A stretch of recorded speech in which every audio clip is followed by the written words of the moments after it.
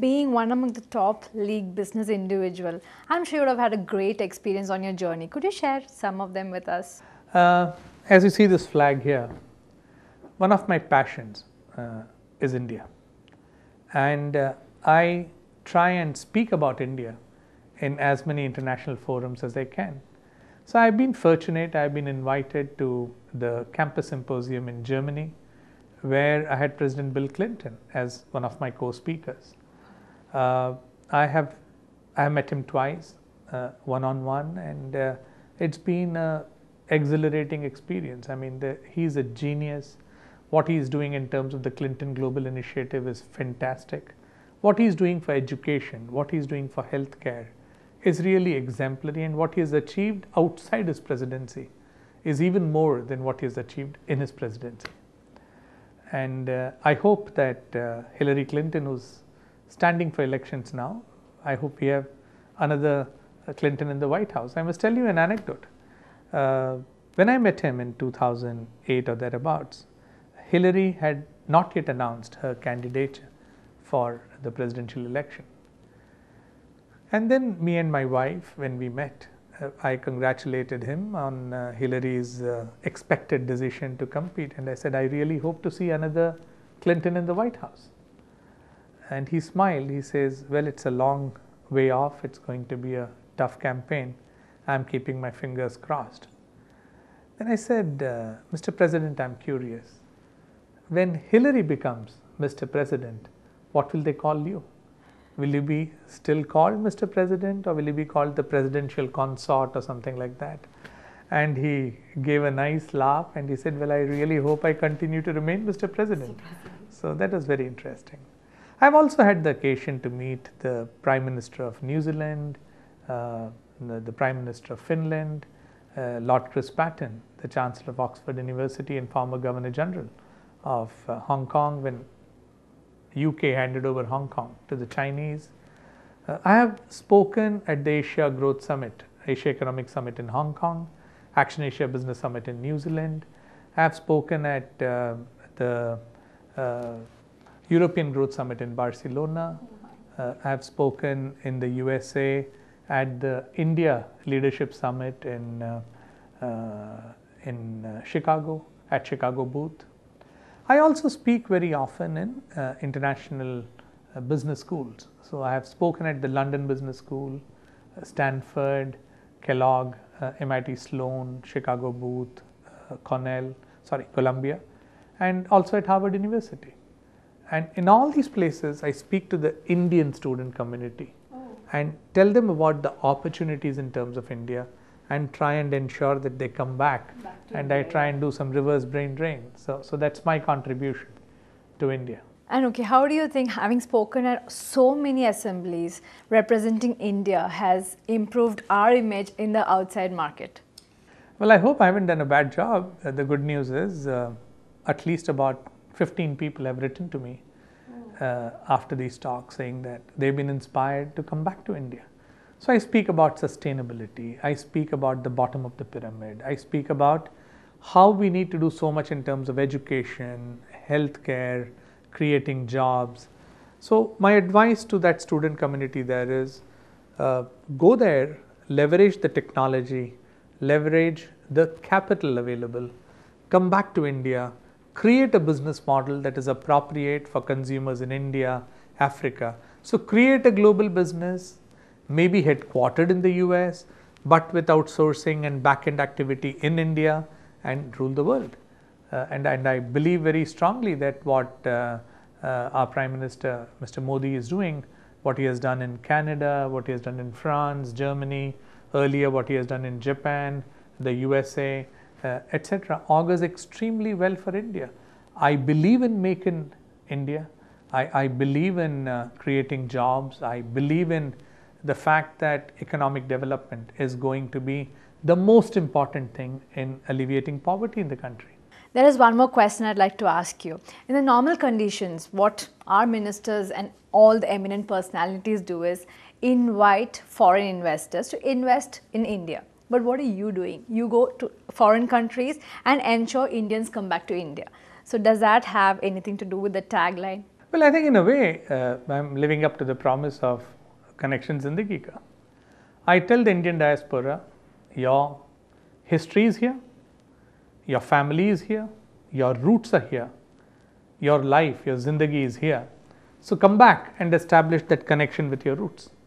So I think what Prime Minister Modi does, or what his cabinet ministers do, they go and pitch for foreign investments into India. I pitch for our people who are abroad to come back and contribute to the India story. So I think there is a great synergy between what I am saying and what they are saying. Okay, and one more simple question. Do you think the Indians actually agree to coming back to India? Don't you think, like, they can make better money abroad, and they don't have that kind of I can only say that here? In my case, my daughter Aishwarya, she passed out of IIT Bombay. She worked in India in Boston Consulting Group. She worked in Westbridge Capital in Bangalore, and then she's gone to Harvard Business School to do her MBA. Is she going to come back? She's very, very clear that she wants to come back. Okay. All right. My son, after doing his 12th year, has gone to Stanford University. He's doing his computer science there. Obviously, one of the world's top-notch courses. Yeah. What Aditya would like to do is also leverage that technology, leverage that capital, and probably create a global business, which is maybe based in the US, but which makes a difference to people in India and Africa. I hope he also comes back, but I think I can take a bigger bet on my daughter coming back. All right, and last one more question I'd like to ask you. Now, everybody is completely into the wireless network. So don't you think that is a big challenge to our market? Well, wireless is in the field of communication, and whereas we are more in the wired world of electricity, of consumer appliances, of consumer products, electricals. Actually speaking, for me, the battle is not about wire and wire free. It's about worry and worry free. So my message to your viewers, take Polycab, leave aside your worries, become worry free. That's it. And that's why Polycab is India's #1 company in wires, isn't it? Wires and cables, and yeah. someday, very soon, even in the electrical industry in the country. All right, and can you also share with us your new and your next business plans? In a simple sense, Polycab, from being an industry and infrastructure facing company, we want Polycab to become a company that straddles the entire electrical universe. So we will have the cable and wire business as the core. On that platform, we are going to build a fan business. We are going to build a lighting business focusing on both consumer lighting as also LED lighting in terms of both lighting and luminaire. Polycab, switch on happiness. Polycab introduces Celine, Levana and Cleta, a complete range of modular and non-modular switches, aesthetically appealing products with a high degree of technological brilliance. Cleta switches provide grace and charm to the walls it adorns. Features: polycarbonate switches and accessories, polished finish, dust-proof, compliance with stringent quality norms, long life. Polycab fans are governed by the principles of sleek and stylish looks, truly mesmerizing designs, maximum airflow, 400 RPM, long-lasting body, and technologically advanced motor. At Polycab fans, it is not just about putting the parts together. It's about creating new ideas, testing methodology, and perfecting the engineering. Based on these parameters, we have achieved a remarkable feat of launching the largest range of fans in the shortest time. The global lighting industry has undergone a metamorphosis, with an increased focus on energy savings and aesthetics being a key differentiator. Polycab is rapidly moving ahead as a powerful brand across the electrical industry, and it crosses another milestone. Polycab enters lighting business, and Polycab Lighting is all set to take lighting to the next level. Polycab LEDs are made with modern manufacturing processes with standardized norms and tests before each piece of LED is brought to the consumer.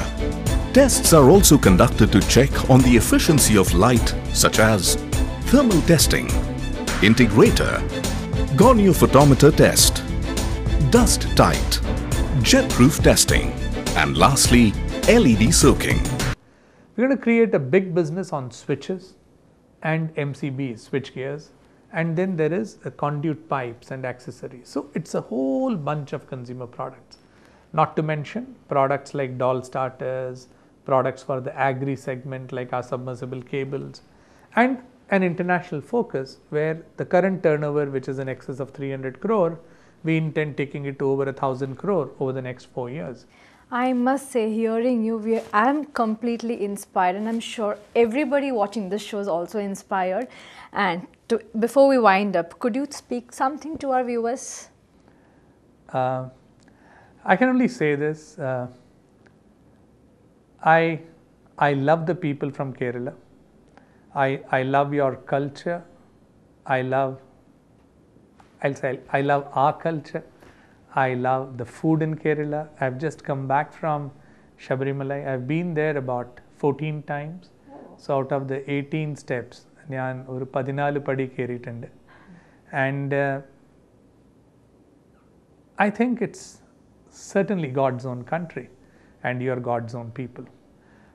I love your pride that you take in your homes.